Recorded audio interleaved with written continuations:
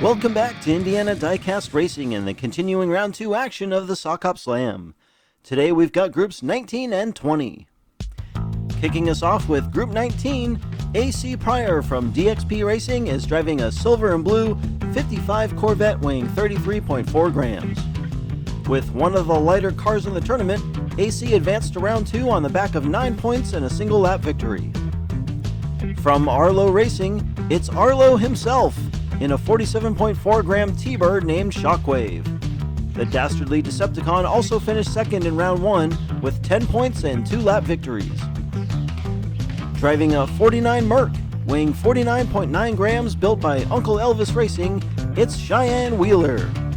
Well known for his racing on Rust Belt's channel, Cheyenne tied Katie for a Round 1 group win with 2 lap victories.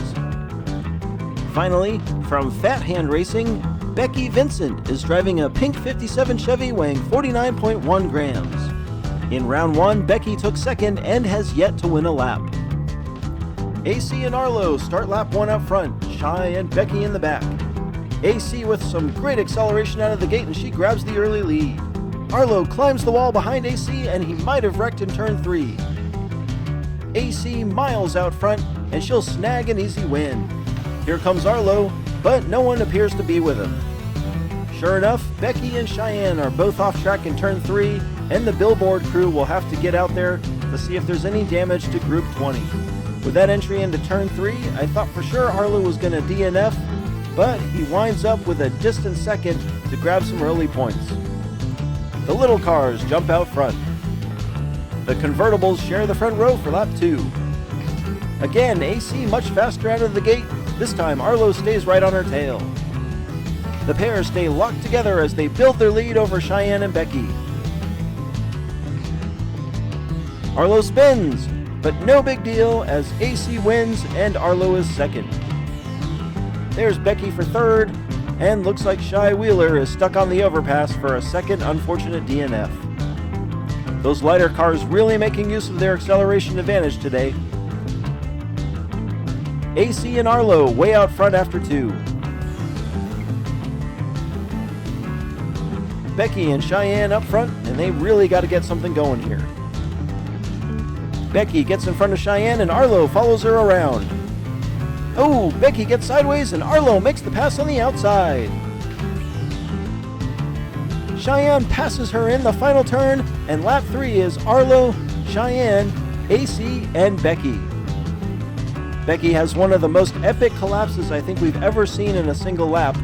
Leading after 2, she allows Arlo to get around her in turn 3.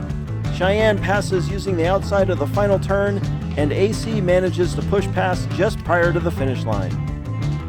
And with that, Group 19 is all locked up. Tied at 10, AC and Arlo clinch the top 2 spots and will be moving on to Round 3. Arlo and AC on the inside lane looking to pad their stats. Arlo with the early jump, but AC catches him in turn 1. She looks inside, but she can't make it stick. Arlo pulls away and he spins. AC zips past on the final straight to steal the win and the overall group victory. Arlo seemed to have this one locked up till he seems to hit some black ice, handing AC her 3rd lap victory of the round. Total stompination here in Group 19. On to Group 20. We've got T-Flip from Filipiak Performance Diecast, driving a shoebox weighing 50.8 grams. In Round 1, T-Flip won his DNF-filled group with 2 lap victories.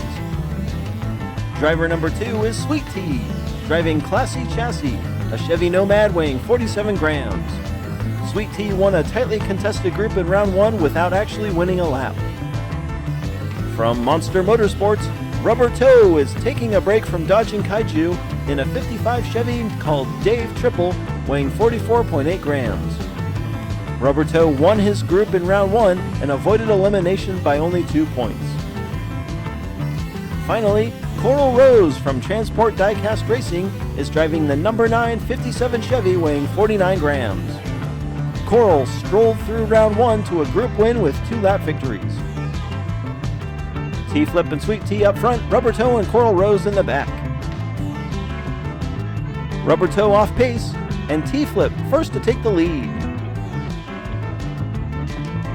Coral Rose all over Sweet Tea, but it's going to be T-Flip, Sweet Tea, Coral Rose, and Rubber Toe on lap 1. Taking a closer look, Coral Rose actually drove up on the wall in the triangle and goes way high in the final turn. I can't believe she didn't wreck. Everyone with points after 1. Rubber Toe joins T-Flip on the front row.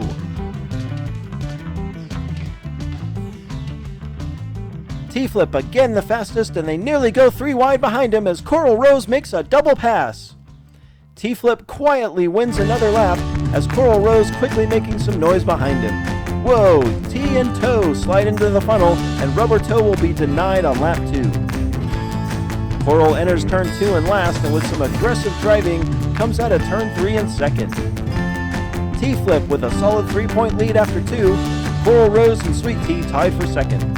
Coral and Toe up front, T and Flip in the back. So the big question up here in the booth is whether or not you can actually get a legitimate Sweet Tea in Indiana. After living in the South, where it's tough to find iced tea that isn't in fact Sweet Tea, you can actually find it here more frequently than you might guess. Coral Rose with a dominant lap 3, Rubber Toe finally making some noise. And Sweet Tea appears to be stuck behind T-Flip's inverted shoebox. Sweet Tea actually entered turn 1 in decent position, but lost ground the whole way down the track.